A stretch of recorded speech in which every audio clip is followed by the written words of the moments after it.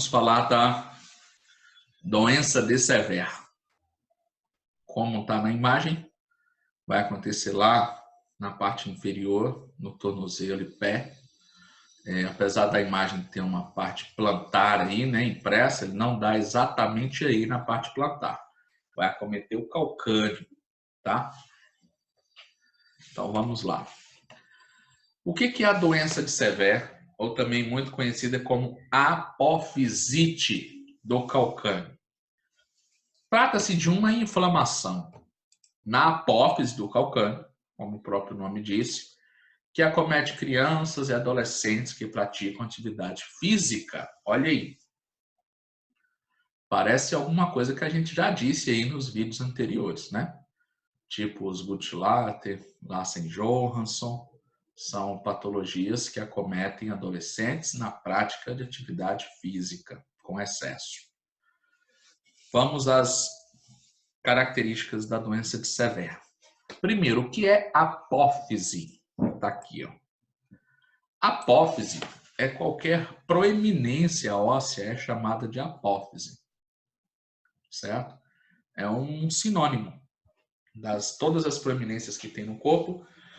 Se a gente buscar no dicionário, apófise vai dizer isso, vai falar que é uma pontinha de osso, uma finalização de uma estrutura óssea, o final, a parte final, um prolongamento de uma parte óssea. Então, são as nossas proeminências, que nós temos algumas boas aí no corpo.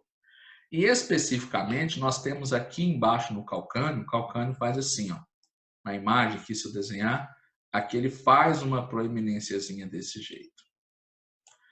Como tem outra lá embaixo. É essa que a gente chama de cúpula do calcâneo, aonde insere quem? O tendão de Aquiles. Então, nessas patologias, elas sempre vão ter um músculo como vilão, né? O músculo é o vilão. Lá no joelho, tem o quadríceps, causador aí do Guttlater e do Larsen-Johansson. Aqui no calcanhar, nós vamos ter o tríceps sural, né? Que se culmina no o gastrocnêmio e o sóleo. O gastrocnêmio começa lá no fêmur, né? No joelho, atravessa a articulação do joelho, encontra com o sóleo, que começa na tíbia, os dois vêm juntos, se fundem no tendão do calcâneo, né? mais usado hoje do que tendão de Aquiles, e se inserem na cúpula do calcâneo, se inserem aqui nessa apófise. Então, ponto. A doença de Sever é uma inflamação que se dá aqui, ó, na inserção do tendão no osso. É uma entesopatia também. Só que é uma entesopatia que acontece na fase de crescimento em crianças que praticam atividade física. Entesopatia é uma tendinite, uma inflamação que dá na junção osteotendínea, onde o músculo e o osso se encontram, onde o tendão vai lá e encosta no osso. Se inflamou ali, é uma entesopatia, certo? Muito usado como tendinite do tendão, mas é bem na inserção. E agora, essa criança não precisa mais ter aquele biotipo longilíneo, alto, né, como tem nos Guttlater e no Larsen-Johansson. Agora, ela pode ser aquela espoletinha baixinha, que usa muito a musculatura do tríceps, tá? Então tá aí, mais uma imagem mostrando a apofisite do calcâneo, vai acontecer bem aqui nessa região, né? Que é a inserção do tríceps sural no calcâneo. Causas, ou falando bonito, etiologias. O calcânio se ossifica completamente entre os 8 e 16 anos de idade. Então, ó, esses ossos, né, vão se calcificando e ficando rígidos, osso puro mesmo, durante a fase de crescimento, certo? E aí a pessoa, essa criança, faz um uso exacerbado do tendão do calcâneo, que causa copiosos microtraumas nas placas de crescimento do calcanhar, ocorridos durante a prática de exercícios físicos. Ou seja, durante essa fase, a criança começa a usar muito essa musculatura E lembra daquele estresse mecânico que o tendão vai causando na inserção no osso? Vai acontecendo aí também, tá? Outras potenciais causas: obesidade, por conta de uma sobrecarga maior nessa musculatura, retração do tendão de Aquiles. O que é retração? Retração é encurtamento. E também problemas biomecânicos. Por exemplo, o paciente tem um calcânio muito valgo. E quando tem um calcânio valgo, ou porque o pé é muito cavo, né? Tem um pé cavo, aquele que o arco do pé é muito grande, tem um pé plano, que é aquele sujeito chapado no chão, né? O pé é muito cavo, aí de repente o calcânio vai ficar valgo. E se o calcânio vai ficar valgo, também pode estar valgo por causa do pé plano, né? Os dois, apesar de ter uma tendência, pode acontecer várias opções, várias simulações de situações aí no tornozelo.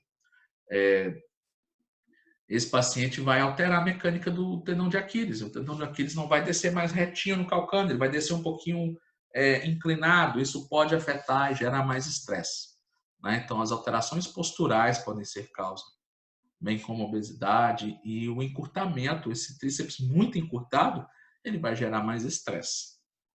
Qual que é a incidência da doença de Sever? Com maior frequência entre 7 a 15 anos de idade, ou seja, na fase de crescimento, sendo que a maioria encontra-se entre os 10 e 14, beleza? Em 61% dos casos acontecem dos dois lados, tá? E é normal piorar com a atividade.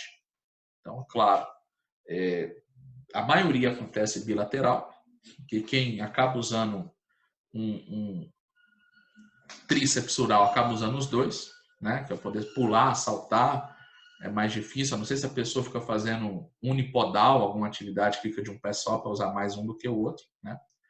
E o crescimento rápido. Então, tudo casa dentro daquilo que a gente vem falando, adolescentes durante a fase de crescimento. Sinais e sintomas dessa patologia. Vai gerar uma talalgia. O que é uma talalgia? Talalgia é uma dor no talos. E onde está o talos? Lá embaixo, em cima do calcânio, articulando com ele. Então a gente fala talalgia, que é uma dor nessa articulação talocrural. Talocrural é o nome da articulação dos dois maléolos, tíbia e fíbula, com o talos, a articulação do tornozelo. Então esse paciente vai ter dor ali na articulação do tornozelo. Dor ou sensibilidade no calcanhar, né? O calcanhar vai estar sensível, porque ele tem uma ponta dele inflamada. Desconforto ao acordar ou pressionar, porque quando ele acorda, ele ficou a noite inteira ali deitado, descansado, quando ele tira os pés da cama, bota no chão, senta e levanta e joga o peso em cima, aí dói, né? Então essa é a relação do doer no paciente ao acordar. Tem claudicação, ou seja, alteração na marcha, fica alterada, a fase de impulso é comprometida, ele bota o calcanhar no chão, faz essa parte, na hora de impulsionar, quem faz isso é o tríceps oral. Aí incomoda num determinado grau da doença e a pessoa acaba evitando um pouco esse impulso. Vai andando com o pé batido, chapado no chão. Dor mais intensa após a caminhada, ou seja, usou muito o tríceps oral após exercícios físicos e dificuldade em permanecer em pé, né? O tríceps fica ali segurando também um pouco, fazer pontinha de pé, subir e descer degrau, né? Tudo que a gente eleva o calcanhar do solo vai contrair o tríceps, perdão, né? O gastrocnêmio sólido. Isso vai intensificar a dor, né? Então, de todos os sinais e sintomas tem a ver com o uso da musculatura e a dor e o estresse no local. Crescimento rápido dos ossos em relação ao músculo pode ser ainda uma causa, né? E como a gente disse, encurtamento muscular, já foi falado, excesso de peso e alterações posturais. Né? Só para frisar aí, mas a gente já disse isso ali atrás. Como que se faz o diagnóstico? É feito na história, de novo, anamnese, né? Essa criança vai chegar acompanhada do responsável e vai conversar que tem dor lá no tornozelo, no pé, vai falar da forma leiga, enfim, a gente que vai traçando, né? Vai perguntando os motivos, se ele começa a enquadrar dentro dessa faixa etária de idade, dentro desse público que está fazendo muita atividade, né? A mãe diz, ele diz, se ele pratica regularmente alguma atividade, já fica bem característico. Se ele faz esporadicamente, a mãe vai dizer, não, esse menino corre o dia inteiro, doutor, ele não sossega. Né? Então, aí é característica também da patologia. Certo? É feito com base, embora os exames radiográficos possam evidenciar lesões na cartilagem, são úteis uma vez que podem excluir uma fratura. Tá? Então, quando o raio-x não demonstra fratura, ou, perdão, lesão da cartilagem, né? Raio-x não vê cartilagem, só vê osso. Mas esse raio-x está normal. Isso daqui não é fratura, de novo, é epífise de crescimento, está crescendo, tá? E não tem ainda nem nada muito formado, vai ter situações, vai ficar um calo aqui, ó, que é aqui que chega o tendão do tríceps, certo? Do gastrocnêmio e do sóleo, mas aqui ainda está tranquilo no raio-x. Então, assim como nas outras patologias que acometem o adolescente, né, a gente vai tirar o raio-x para ver se já tem aquela calcificação, se tem ou não alguma fratura, para poder eliminar. Né? E tem um prognóstico muito bom, a patologia, né? A grande maioria aí das crianças volta ao seu nível de atividade normal, consegue tratar, resolver o problema. O tratamento não vai ser diferente. Anti-inflamatório não vai ser diferente das patologias, né, que a gente já disse aí, estão nos outros vídeos, que são os Guttslater e a Larsen-Johansson. Anti-inflamatório no local, certo? A gente vai usar como anti-inflamatório o que você mais achar que é anti-inflamatório, ultrassom, iontoforese, fonoforese. Né, da fonoforese, coloca-se um medicamento, né, um princípio ativo, uma arnica, uma cânfora, algo anti-inflamatório no gel e usa também ali no ultrassom. É bem anti-inflamatório, é legal. Uma vez o equipamento calibradinho, funciona muito bem. Né, as criomassagens, a crio é anti-inflamatória, o laser é anti-inflamatório. Então a gente tem que desinflamar aquela região. Mais uma vez, esse paciente tem que dar descanso para a musculatura. Né? Então, tem o uso de almofadas ortopédicas, ou seja, palmilhas ali no calcanhar, para poder diminuir também esse impacto que dá no chão, que vai incomodar, vai doer, vai favorecer a inflamação. Reduzir as atividades que causam estresse repetitivo na musculatura, ou seja, vamos parar um pouco com essa atividade, usa por essencial, levantar, ir para a escola e tudo, pode andar normal, né? Numa situação mais grave, até o caminhar 2, 3, 4 quarteirões vai incomodar bastante, porque tem que usar o tríceps a cada passada, né? Então ele tem que dar um tempinho. Em alguns casos pode até imobilizar o pé, usa aquelas botinhas, né? O RoboFoot, que fala. E o paciente fica com aquela bota que ele já dá o descanso mesmo. E com a bota ele pode até andar 1 quilômetro se ele quiser, que ela tem aquela sola boa, né? Para isso. E fica bem imobilizado ali numa posição neutra, bem tranquilo. E aí, moçada, junto com a desinflamação, né, enquanto a gente está desinflamando, a gente vai trabalhar a musculatura do tríceps. Né? A gente vai tirar essa retração. Ali no tríceps sural, no gastrocnêmio, sempre tem muita tensão. É um músculozinho bem judiado, que a gente usa ele muito.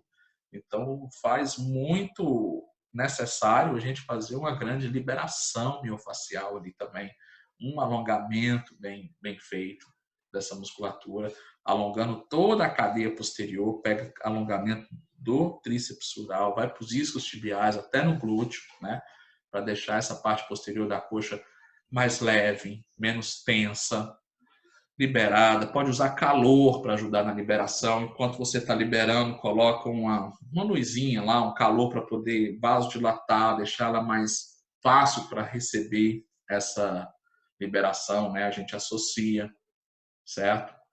E treinar a musculatura para ela ficar forte e resistente. E vocês viram como que as patologias são bem parecidas, essas três, né? Esses 3 bloquinhos, os Guttslater, Larsen-Johansson e a doença de Sever. E o tratamento basicamente o mesmo. De novo, se essa criança não parar de mexer, de usar muito, dificilmente vai conseguir a cura, né? Tratar, mas a maioria delas, fazendo um bom tratamento aí, conseguem resolver o problema tranquilo e vão esquecer que já tiveram isso um dia, certo?